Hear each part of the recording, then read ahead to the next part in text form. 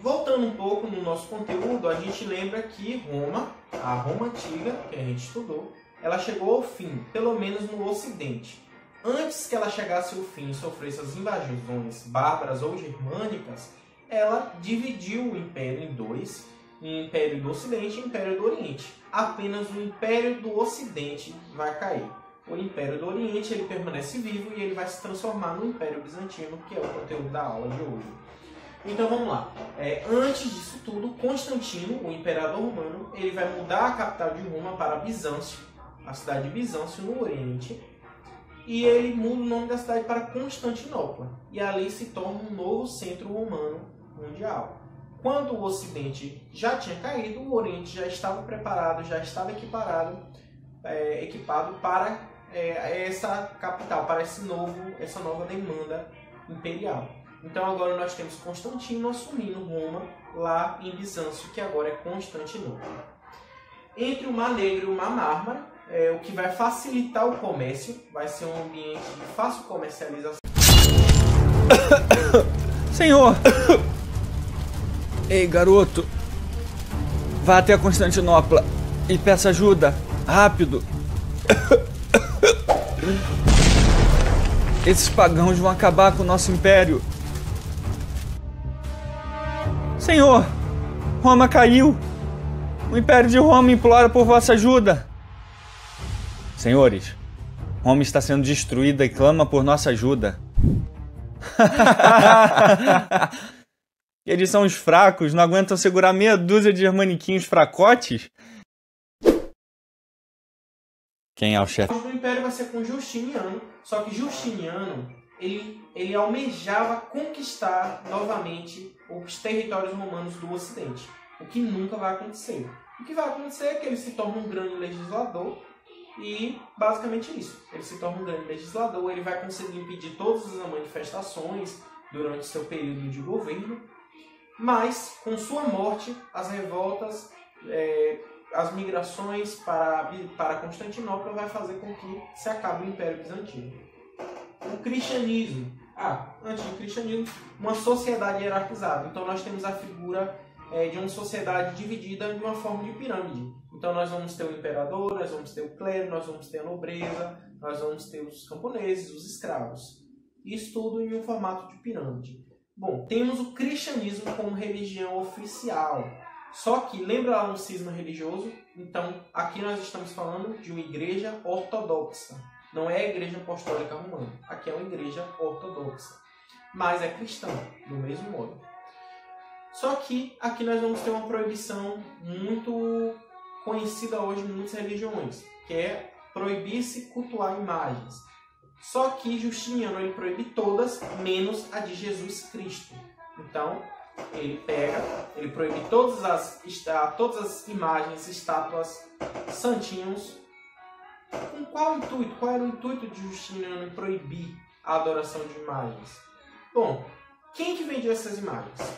No Império Bizantino, em Constantinopla, que era a sua capital, os monges eles vendiam essas imagens e eles foram criando riquezas e foram se tornando influentes dentro desse império. Então eles começaram a ter grande poder, eles começaram a crescer muito e o imperador observou isso. E ele pensou, eu preciso derrotar essa nova classe, esses monges, porque eles vão querer um dia me derrubar. E o que era muito provável, que era algo muito plausível. E aí ele proíbe a compra e venda de imagens com a pena de morte. Se você comprasse e adorasse, você seria morto. Exceto a de Jesus Cristo. Então Jesus ainda poderia ser venerado e ainda poderia ter uma imagem dele. Bom, isso ajuda a segurar um pouco a crise econômica de Constantinopla, do Império Bizantino de modo geral, e atrasa com que os monges consigam ascender mais ainda socialmente. Ok? Mas finalmente chegamos na crise desse império. Crise, morte de Justiniano. Lembra que eu falei que Justiniano ele tinha conseguido ser um grande legislador e tinha conseguido conter várias manifestações? Com sua morte, gera uma instabilidade política, gera uma instabilidade em quem ascenderá ao trono. E agora o que nós vamos ter? Nós vamos ter várias rebeliões. Além das rebeliões, nós vamos começar a ter várias migrações árabes para essa região. Então, Devido a migrações, à instabilidade política, à ascensão ao trono, as revoltas, a expansão árabe, pela fé, inclusive, que é considerado pré-islâmica ainda, várias cidades italianas vão enriquecer, graças ao quê? Tá havendo migrações para esse Oriente, para Constantinopla, para o Império Bizantino de modo geral, então muitos grandes comerciantes começam a migrar para a Itália. E a Itália começa a deter o monopólio de várias especiarias, joias, ou seja, elas vão deter a maioria das mercadorias asiáticas, justamente por isso. O Oriente, um pedaço de comerciantes dos orientais, começam a migrar para a Itália. Isso propicia que a Itália enriqueça em favor das mercadorias asiáticas. Constantinopla, então, ela vai ser tomada pelos turcos otomanos. Em uma última grande migração de conquista, os turcos otomanos eles vão tomar a capital de Constantinopla, vão tomar o Império Bizantino e eles vão mudar o nome de Constantinopla para Istambul, que é ainda hoje Istambul. Nós já ouvimos falar sobre o Império Turco-Otomano. Lá no 9º ano, nós vimos que eles vão ter grande participação na Guerra Mundial. E nós estamos falando basicamente do mesmo povo. Então, perceba, inicialmente nós estávamos falando de um império baseado em cristianismo, agora nós estamos pulando basicamente para o islamismo. Uma cultura, uma religião que tem que ser passada e transmitida oralmente de geração em geração. Colossal de 12 metros de altura por 5 de espessura e que deixaria Constantinopla segura e protegida até 1204. Constantinopla estava em paz e agora podre de rica graças a ele.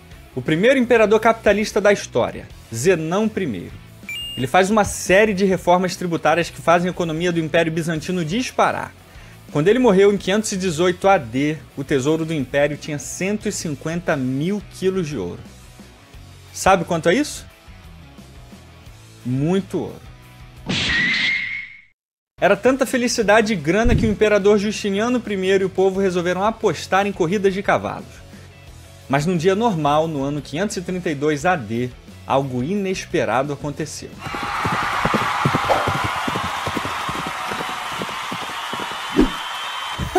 Ganhei! Não, senhor, nós ganhamos a corrida. Que ganharam o quê? Esse pangaré nem consegue ficar em pé? Isso não vai ficar assim não, hein, mano? O povo não aceitava a derrota e queria uma vingança que sacudiria o império. Senhor, encontramos esses pagãos dando dislike no nosso império. O que devemos fazer? Matem todos. Mas já era tarde. A rebelião de Nica em 532 AD literalmente arrasou metade da cidade e deixou mais de 30 mil mortos, e por mais um pouco Justiniano e até Constantinopla cairia. Mas com a revolta controlada, Justiniano era a face do poder. Ele começa uma série de reformas nos prédios destruídos e dá um novo brilho à cidade com a construção de um ícone que seria a imagem do Império Bizantino. A Basílica de Santa Sofia, ou para os falantes do grego homérico como eu, Hagia Sophia. Sobre o Império Bizantino. Creio que devem ter surgido muitas dúvidas e que você pode colocar na descrição desse vídeo ou pelo grupo de WhatsApp que nós temos. Certinho, pessoal? Até mais, fiquem com Deus.